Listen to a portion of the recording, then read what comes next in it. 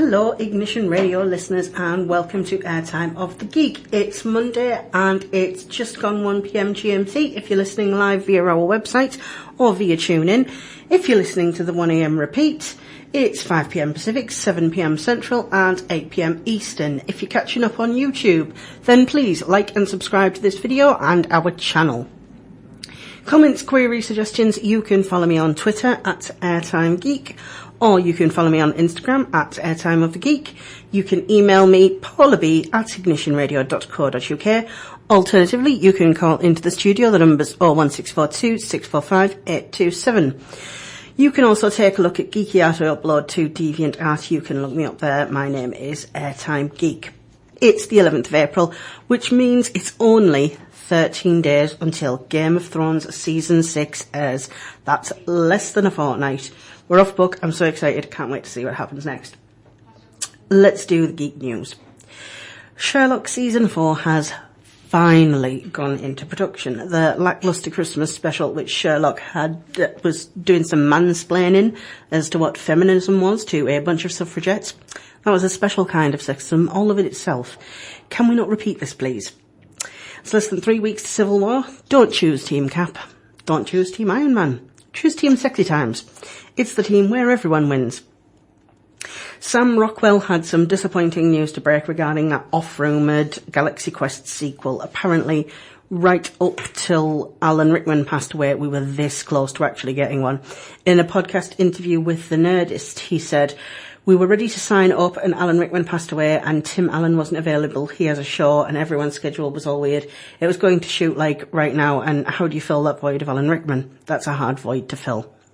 Walking Dead fans continue to be super angry about the Season 6 finale, despite attempts to justify it from the showrunners. But, when it's got to the point that even when my dad is saying that's some serious BS, you've got yourself a problem, because he's a huge Walking Dead fan, and he was super annoyed about it.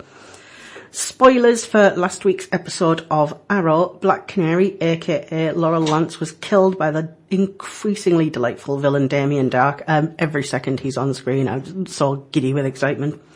Half the internet exploded, of course, because her death was, and I'm paraphrasing, used to further the relationship between Felicity and Oliver.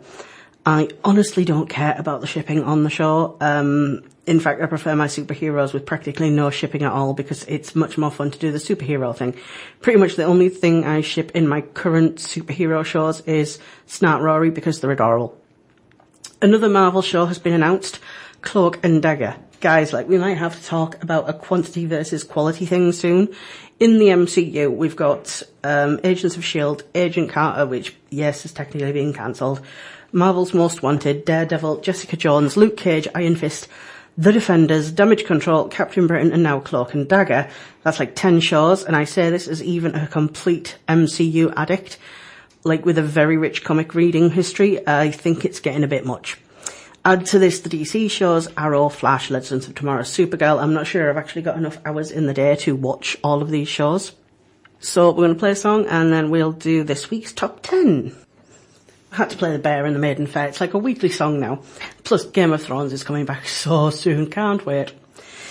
Right, so for this week's Top 10, we are counting down my top 10 Nicolas Cage performances. Why? Because when I was doing my initial list of bad movies, I kept thinking of Nicolas Cage ones, and then I realised that Nick Cage is basically a genre unto himself.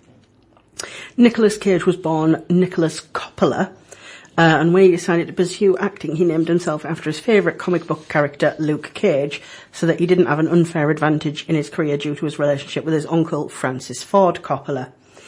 Crack.com once posed a theory that Nick Cage only takes the best and worst roles offered to him and nothing in between. I'd say this is a fairly fair theory. This is neither going to be a list of bad things or good things, because Nicolas Cage is neither bad nor good. He's Nick Cage. He is insane, but yet in good movies he is good. In bad movies he is bad, and never anything in between. The TV show which I love, Community, once did an episode on this, and check it out if you've never watched Community. just start watching it in order because it's absolutely fantastic. But the Nicolas Cage episode in particular, very, very good. So we're going to start, as usual, at number 10, because it's more fun for me to do it in reverse order. And number 10 is Left Behind. Left Behind was made in 2014, and it's a Christian-themed movie about rapture. Rapture is that thing that a lot of Americans worried that was going to happen a few years ago, where all the good Christians would be brought up to heaven and all the bad people and the atheists would be left behind, but they would also leave behind all of their clothes and watches and earrings and things. This movie is an adaptation of a novel of the same name, and actually it's the second adaptation of this particular novel. The first starring Kirk Cameron, largely known to American audiences from the TV show Growing Pains, which actually never aired in Britain, so I have no idea who he is. Left Behind takes place on a plane, the rapture happening all at once, and all the children automatically getting into heaven, heathens or not. And they make a movie about the end of the world starring Nicolas Cage, and they cast him in the role of the sane person. I mean, what a waste of potential. And so, like, apparently in the book, which I've not read, but I've, like, read a synopsis of, the plane scene sort of like maybe the first couple of chapters of the book, and then they land the plane, and then it's okay. But the entire Left Behind movie with Nicolas Cage is basically rapture on a plane, which isn't as fun as snakes on a plane, but what can you do with a theme of the rapture? Basically, Nicolas Cage is spent all his money, so he has to take pretty much any role offered to him, regardless as to whether it's good or bad, but still not taking those in-between roles. So we're going to play a song from Left Behind, and it's called Sky Falls Down. So number 9 is City of Angels. So just as the late noughties, sort of like early tweens, had a big vampire thing, which thankfully is over, the 90s had a big thing about angels. There was angels in the outfield, Touched by an Angel, Teen Angel, Almost an Angel, Angel, the vampire with a soul. There was a huge thing about angels, and it's sort of, because the internet was still fairly fledgling, I don't think that many people noticed, but yeah, they made the movie City of Angels, and it's a movie starring Nicolas Cage as an angel. It's a remake, actually, of a 1987 German art house film called Der Himmel über Berlin, Wings of Desire. This film is about invisible, immortal angels who populate Berlin and listen to the thoughts of human inhabitants and comfort those who are in distress. Even though the city is densely populated, many of the people are isolated or estranged from their loved ones. And one of the angels, played by Bruno Ganz, falls in love with a beautiful, lonely trapeze artist. The angel chooses to become human so that he can experience the human sensory pleasures, ranging from enjoying food to touching a loved one, seeing in colour, so that he can experience human love with the trapeze artist. The film is shot in both a rich sepia, black and white, and then sort of when he becomes human slips into colour, with the former used to represent the world being experienced by all the angels. It's a rich story of humans and connecting and what it means to be human. The Nicolas Cage version is a little less deep than the art house version. It's mainly about Meg Ryan's for JJ being one. Yeah, they took this really deep connection art house story of an angel who decides to give up immortality to experience the human experience, and basically they turned it into a film where Nicolas Cage wants Meg Ryan so bad he becomes human, they have sex once, and then she dies. Sorry to spoil the ending to a 1997 movie for you, but oh my god, nearly 20 years old, but yeah, that's what happens. So this song was everywhere at the time, and it was part of the soundtrack, and I think you're going to enjoy it. And that was the Goo Goo Dolls with Iris. Now, if you hear a little beep, it might be my phone. I only just remembered to upload my daily picture of my Geek t-shirt about 10 minutes before we went to air, so sometimes I get a few likes, but we'll see. So number 8 on my countdown of the top 10 Nicolas Cage performances is Raising Arizona. Raising Arizona was probably the first Nick Cage film I saw, and it was definitely the first Coen brothers film that I saw. And today it's probably my favourite of their movies. But is it fair to say I haven't actually seen them all, and Hail Caesar's only just come out, and I've not had a chance to go see it yet. The plot of this 1987 movie is about Nicolas Cage's character, a hold-up robber who is fairly bad at his job, falling in love with Ed, a police officer. After discovering that they can't have children either biologically or through adoption due to High's criminal past, they decide to steal the baby from a local celebrity couple whose wife has just had quintuplets, and they'd made an offhand comment about having more than they can handle. It's typical Coen brothers style. It goes all crazy from there. It's certainly one of Nicolas Cage's finer performances, and somewhat before the whole Nicolas Rage persona became a thing. It's really, really funny. If you are a fan of the Coen brothers and you've actually not seen Raising Arizona, I do highly recommend it. It's very, very unique in terms of, probably compared to mainstream cinema, not probably compared to other Coen brothers movies, because they do have a particular style. But yeah, check out Raising Arizona. So number 7 on our continued countdown is The Rock. As loath as I am, though, to include a movie from a member of the unholy trinity of duty mongers, Michael Bay, I pretty much had to include The Rock on this list. When else would you see a 60-plus-year-old retired SAS agent who's been wrongfully banged up for 30 years and kept away from his daughter break back into Alcatraz after successfully breaking out all those years ago, take out an entire SEAL team almost single-handed, save 81 hostages held at gunpoint, and a city of 5 million held ransom with 15 deadly poisonous VX gas rockets? Generally, excellent acting from Ed Harris, as you would expect, and an almost convincing performance from Nicolas Cage. Unfortunately, it also stars Sean Connery. There are some actors or directors whose personal views forever skew their work and make them unwatchable. I can't watch anything with Mel Gibson anymore. His vile racist and anti-Semitic rants have tarnished him in my mind forever. The creator of Earthworm Jim is such a vile homophobe that I can never look upon any of those properties and enjoy them anymore. And Sean Connery thinks it's perfectly okay to smack a woman about if she's getting lippy. And this isn't some sentiment that he expressed, years ago in the 1960s. This is something that he's continued to say, and personally I think this makes him a vile person. And I really can't watch anything to do with him anymore because it disgusts me. So number 6 on our list of the top 10 Nicolas Cage performances is Con Air. When Cameron Poe, Nick Cage, of the US Army, is found guilty of manslaughter after killing a drunk man while protecting his wife outside a bar, he is sent to jail for 8 years. During that time, his daughter is born, but he waits patiently in his cell until his release date.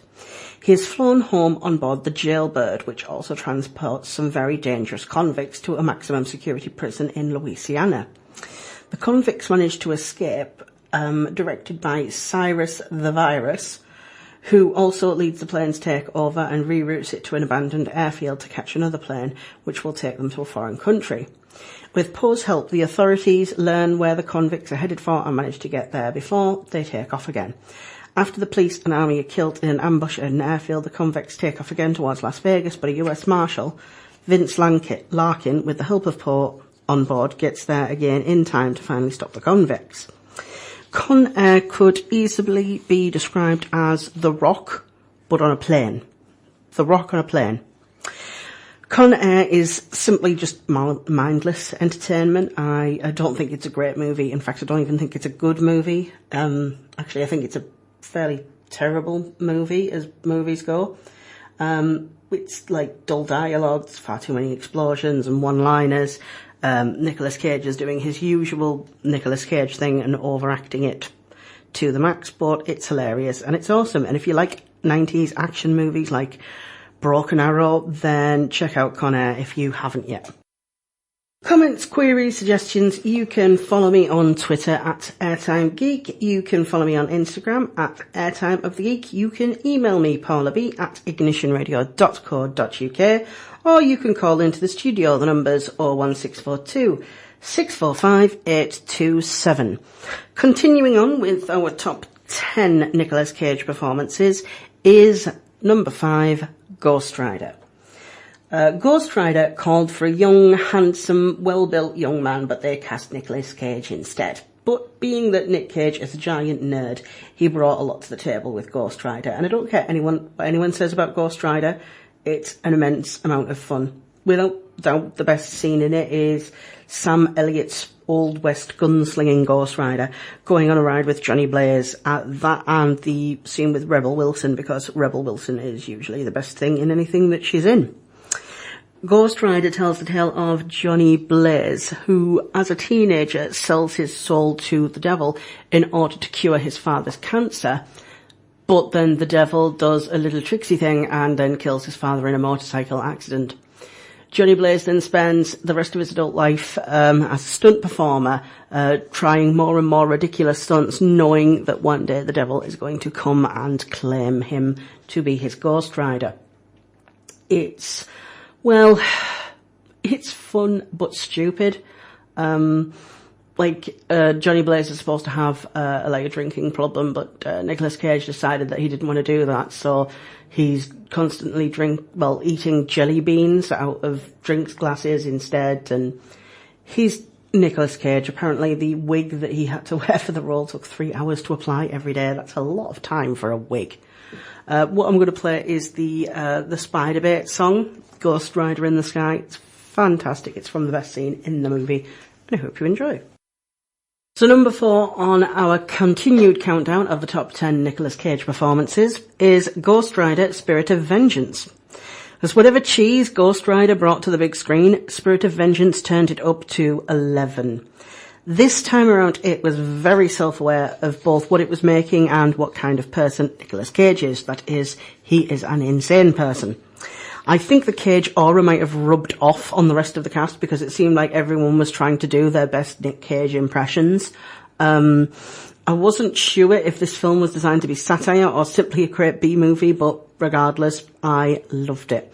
It was exactly what you expect to see when you walk into a film titled Ghost Rider, Spirit of Vengeance, starring Nick Cage. And if you didn't like the film, perhaps you forgot what a Nick Cage film is like over the last 20 years. Everything is turned up just to the crazy levels of Nicolas Cage craziness. You've got a scene where Ghost Rider is taking a leak at the side of the road and he's weeing out fire. You've got a scene where Idris Elba is, I don't want to actually tell you any two spoilers because as crazy and stupid and dumb as it is, it's actually so much fun to watch. So I'm going to play Kachugugu, which is in the Ghost Rider soundtrack for Spirit of Vengeance, at least. So that was Kajugugu from the Ghost Rider Spirit of Vengeance soundtrack. And number 3 on our list of the top 10 Nicolas Cage performances is, of course, The Wicker Man. Not the bees. Not the bees. The Wicker Man remake is a terrible, terrible movie. I don't think anyone who has seen it would argue with that. But when else are you going to see Nicolas Cage punching a woman in a bear suit? The Wicker Man is one of the most universally panned mainstream films of the last decade. It's also quite magnificent. The principal mystery of The Wicker Man is perhaps why anyone thought it would be a good idea to make it. Whether intentions were good or not, the film thought it would be a good idea, and it was an unintentionally amusing mess, inexplicably capsizing particular elements found in the 1973 original while introducing new ones which are, almost without exception, dreadful. Where the original slowly built up a mood of paranoia and quiet dread, Cage's Wicker Man instead goes for lots of overacting and horrible dialogue. It's not clear whether Cage, sensing that he was in the midst of one of the most terrible films of his career, simply decided to play the film for laughs or not, but his performance is truly, truly bizarre. Going back to that cracked theory that he only goes for the best and worst roles he's offered, and nothing in between. And remember, not the Bs, even if you can have Bs for extra security. So the Wicker Man soundtrack actually doesn't exist. There's only just the instrumentals. And it could have played something from the 1973 version because actually it was a musical. That's right, if you have never seen the 1973 Wicker Man, it's a musical. But instead I decided to go for something that I thought was tangibly themed with the Wicker Man. So that was Sugar Honey Honey. So number 2 on our continued countdown is Kick-Ass. Now, here's the thing about Kick-Ass. I hate it. It's a film I severely dislike and hate, and I've spoken about this before. However, as much as I dislike this movie, Nicolas Cage's performance in the movie is fantastic. It's a perfect impersonation of Adam West. For Nicolas Cage, this was a dream role that beyond that of Ghost Rider or Superman, because he got to be the hero he'd idolised growing up. But why do I dislike this film? Well, I could do an entire show on this. I'll try to keep it brief though. Kick-Ass is a morally reprehensible film in which there are no consequences for the evil things the characters do. My main problem lies with Hit Girl. 11 years old, swears like a Quentin Tarantino movie, she cuts apart and kills random gang members and drug dealers. This might tie into, why I severely hate The Punisher. Frank Castle was a Marine who survived 3 tours in Vietnam, only to see his picnicking family randomly gunned down by mobsters. He declared war on crime, beginning with that menace to all society, Spider-Man. Heroes generally shouldn't kill, and when they do, it's usually in the most extreme of circumstances, like to directly save a life. To kill bad guys indiscriminately doesn't make you a hero. And yes, the character of Hit Girl is pretty much brainwashed by her father into committing these acts of murder and mutilation. But after all is said and done, no one addresses that with her. What she was doing was wrong, or get her into any kind of, therapy. This movie could have been something really special, but instead it was something that was completely vile. One scene involves Big Daddy, Nicolas Cage, and his daughter Mindy, Hit Girl, threatening Dexter Fletcher with being crushed in a car unless he gives up information on his mob gang. Once he gives them the information, they crush him in a car crusher. This is the things that villains do. Generally heroes don't do this, and as I said before, only generally kill to directly save a life. You don't just sort of kill random drug dealers because you just don't. That's not what heroes do. So that's why I really, really hate Kick-Ass. That and the fact that the trailer for the film ended up looking like Mystery Men. But, So we're going to play Gnarls Barkley, Crazy. So my number 1 on my list of top 10 Nicolas Cage performances is, of course, Face Off. I'd like to take his face off. That was the line in the trailer that stuck out in my memory, one that I copied often, much in the vein of that yogurt advert from a few years ago where the librarian talks about Mr. Darcy's britches. Even before seeing the movie, I knew it was a spectacular cluster fudge. Well, I knew what kind of movie it was going to be. This is a movie which stars Nicolas Cage doing an impersonation of how John Travolta would impersonate Nicolas Cage. And yes, I'm using the real names, not the character names, because that would imply there was some sort of acting happening in the movie. All you need to know about how crazy Face Off is the opening scene, which Nicolas Cage is dressed like a priest, feeling up a choir girl. His expression is everything that this movie is. It's completely insane. So to go along with our top 10 list, we're going to do some Nicolas Cage facts. China thinks he's the best actor in the world. Cage has taken home a number of awards for his work in American films, an Oscar for Leaving Las Vegas in 1995, for example, but nothing beats the honour that the Huangding Awards bestowed on him in 2013. How does Best Global Actor in Motion Pictures strike you? That's the kind of award that really opens doors in Hollywood. Nicolas Cage once sued Kathleen Turner because she said he stole a dog. Hollywood is a notoriously lawsuit-happy place, but this one is bizarre by any standards. In 2008, Kathleen Turner published her memoir, Send Yourself Roses, and in it, a chunk of it dealt with her experience working with Cage on Peggy Sue Got Married. Turner claimed that her co-star once was busted by the cops for swiping a chihuahua. Cage sued, protested, and eventually won a public apology from Turner. Once, Nicolas Cage woke up next to a naked man. And no, not in the way that you think. This bizarre story happened when Cage was living in Orange County with his wife. He just woke up one night to discover a man completely naked, except for Cage's leather jacket, sitting on the foot of his bed eating a fudgesicle, which is like an American Magnum. The actor managed to convince the obviously disturbed man to leave his house without incident, but he moved his family out fairly soon after. Once, Nicolas Cage did mushrooms with his cat. You'd be forgiven for thinking that Nicolas Cage has done a fair amount of psychoactive drugs in his day, but so far we've only got one confirmed story. In 2010, he told David Letterman a story about his pet cat Louie getting into a bag of shrooms he had laying around and tripping out, and how Cage decided that the sociable thing to do would be to do some as well to keep him company. Nicolas Cage will be buried in a pyramid. As a celebrity, you need to think about what's going to happen after you die, and you need to keep your corpse secure from grave robbers and crazed fans, and Nicolas Cage is set in that department. He's got a 9-foot-tall pyramid in one of New Orleans' most famous cemeteries that his body will be interred within. Once, Nicolas Cage had 2 teeth pulled out for a movie.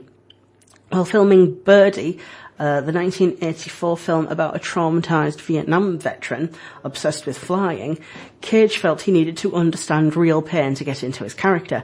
As a result, he went to a dentist and had 2 of his teeth pulled out. They were baby teeth and they did need to come out, but Cage demanded that they not use anaesthetic so he could feel the pain. Nicolas Cage eats animals based on how they have sex. Weird diets are a staple of Hollywood stars, but few celebrities manage their plates quite like Nicolas Cage. The actor only eats animals that are dignified when they mate, like birds and fish. He refuses to eat any living thing that has sex in a way he doesn't find attractive. That's quite a thing to tell a chef. His acting technique is called nouveau shamanic. Describing the acting methodology of Nicolas Cage using normal human language is an exercise in futility. That's because he's developed his own totally unique way of getting into character, which he calls nouveau shamanic. If you want to learn all of his secrets, good news, he's planning on writing a book to tell you all about it. But an example of it was in Ghost Rider Spirit of Vengeance. He painted his face up like a skull and wore a jacket which on the interior was all signed with Egyptian hieroglyphs, and then went about acting like a crazy person, which, was hard to distinguish from the person he normally is on set. Once, Nicolas Cage had a mime stalker. If you're famous, it's given that you're going to have to deal with obsessed fans every once in a while. As befits a star with the weirdness quotient of Nicolas Cage, he had a totally bizarre stalker, a mime. While filming Bringing Out the Dead, an obsessed Cage fan showed up multiple times on the set, pantomiming a number of weird actions until the actor got security to finally keep him out. And Nicolas Cage once owned a pet octopus. He's notorious for his prolific spending, blowing huge sums of money on castles, yachts, a jet, a T-Rex skull, so when it came for him to get a pet for his house, no cat or dog would do. Instead, the actor dropped a bundle on an octopus, telling press he needed it to help him with his acting. Your guess is as good as mine on exactly how that works. So that was my top 10. And if you're catching up on YouTube, then please like and subscribe to the video and the channel. If you're listening live, it's 2:15. Comments, queries, suggestions, you can follow me on Twitter at Airtime Geek or Instagram at Airtime of the Geek. You can email me paulab@ignitionradio.co.uk or you can call in the studio. The number's 01642 645 827. You can also take a look at Geeky Art. I upload to DeviantArt and you can look me up on there as Airtime Geek. So this week, my lovely, lovely American friend Grace sent me a great big care package filled with nummy treats. It was literally exploding with Jolly Ranchers, which I love, and I mean literally exploding. The package actually exploded on its way to me, and Parcel Force had to repackage it. That's how many Jolly Ranchers were in there. She also sent me one of those chocolate bars that you see people buying on TV to support the local high school band, and 4 boxes of Girl Scout cookies. Now, being English, obviously, never tried Girl Scout cookies, and she sent me 4 varieties. My favourite being this kind of like shortbread one called Trefoils. They're all gone now. She sent me some things called tagalongs, which were like sort of peanut butter, like it was like a little dome, a chocolate dome, and like a biscuit, and like peanut butter inside. It was very nice. And also some Thin Mints, which are like, it's like a chocolate biscuit, and again, it's like sort of covered in chocolate, and it's a little bit minty, and they were quite nice. And some Samoas, which is like toffee and coconut, which normally I don't like, but it was quite subtle, so it was okay. It was quite tasty. The caramel kind of overwhelmed the coconut, which made it good. Yeah, and she sent me a whole bunch of other stuff, like blue raspberry push pops, which I love. We can't really get E-numbers here anymore, so like all the delicious flavours have gone. She sent me a huge bag of Starburst jelly beans, which are the most amazing things I've ever eaten. They're so nice. The last time she sent me a care package, she also sent me this thing that was called a nut log. And I have no idea what it was. Apparently it was not a big, like, thing in America. It was just something random that she'd found, and it was really, really nice. So I'm hoping she's going to send me another one of those because it was delicious. So I'm going to be taking all my American sweeties with me to my Dungeons and Dragons game on Wednesday. So the guys there can try out these rare treats. I did think they were all really nice, but nothing beats a McVitie's biscuit. I can say that because I know she doesn't listen to this podcast. This week I've been binge-watching Steven Universe, trying to fill the void left by Gravity Falls. Void successfully filled. Steven Universe is completely awesome, and if you're not already watching it, start watching it now. My favourite character is Lion.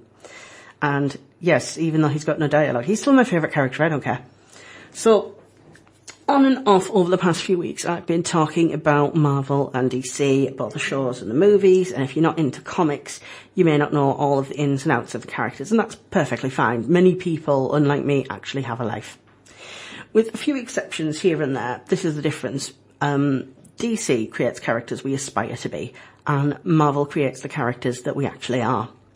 In the DC universe, characters are gods. Superman, Green Lantern, Wonder Woman, The Flash, Aquaman, Martian Manhunter, only characters like Batman are really rooted in pain. In recent years, of course, there's been more trend to development, and the big hitters more or less all stay the same. It's only sort of the secondary characters and sidekicks who have this sort of deeper background. In Marvel, we have characters like Spider-Man. Peter Parker's origin is not only tragic but flawed. He's an angsty adolescent and later a man struggling to balance his life between being a superhero and being a regular man. If you've not heard of the very special run Superior Spider-Man, please invest in those 24 issues. I highly, highly recommend them. Either buy them in hard copy or go on Comixology, buy them digitally, but buy them and read them. In it, Dr. Octopus takes over control of Peter's body and starts living his life. And not only is Otto adorable, but hilarious, and really reinvented Spider-Man for me. Couple it with the Superior Foes of Spider-Man, which is one of the most hilarious comics you will ever read. But honestly, when they started doing this, Spider-Man had been flagging for quite a few years, boring, same old stuff over and over again, and it was nothing new. And then Superior Spider-Man came along, and all of a sudden it was fantastic again. It really gave a great launch point for the series to continue, and it managed to bring back Spider-Man 2099. I mean, like, who's complaining about that? King of tragic backstories, though, for sure, is without doubt Bruce Banner, aka Hulky Boo Boos. So I'm guessing most of you will be completely unaware of this unless you're a big comic reader. But in the comics, Bruce Banner is a child genius, and his dad hates that and is really, really abusive. He murders Bruce's mum in front of him, and he's so terrified of this that his father convinces him that he'll go to hell if he tells anyone about the murder. He's like 5-6 years old. The only reason his dad gets arrested for it is because he goes around bragging in a bar that he got away with murder, and Bruce is sent to live with his nice auntie, but his grandfather has access to him and is also super abusive in all of the worst ways that you can imagine. When Bruce's dad gets out of prison, he and Bruce get into an argument by his mother's grave, and he accidentally kills his father, and this is all before he becomes the Hulk. Like, seriously, basically every Marvel character has some deep-seated daddy issues to deal with. Maybe a bit telling on Stan Lee, don't know, don't want to ask him though, because he's a nice, cool old man. This doesn't mean that DC characters are any less fun to read by any means, it just depends on what kind of character you're interested in reading about. Both companies are more than guilty of doing some super dumb stuff. Marvel once did a swimsuit issue which had the Punisher posing with a skull poised over his naughty bits, holding a beach ball over his head. There was once a Marvel cookbook with recipes like Thor's Asgardian vegetable soup. Ingredients: 1 can of vegetable soup. That's the phone ringing. I'm going to start again when that finishes. Okay. There was once a Marvel cookbook with recipes like Thor's Asgardian vegetable soup. Ingredients: 1 can of vegetable soup, 1 can of mixed vegetables, a chopped onion, and half a pound of ground beef. Which is an interesting interpretation of the word vegetable. DC, of course, famously has the Super Dictionary. You may be aware of for its entry 40, and I'm going to quote it. It's a little bit meme-worthy. It's been around the internet for a while. So this is the actual entry in this Super Dictionary. This is how they defined the word 40. When no one was looking, Lex Luthor took 40 cakes.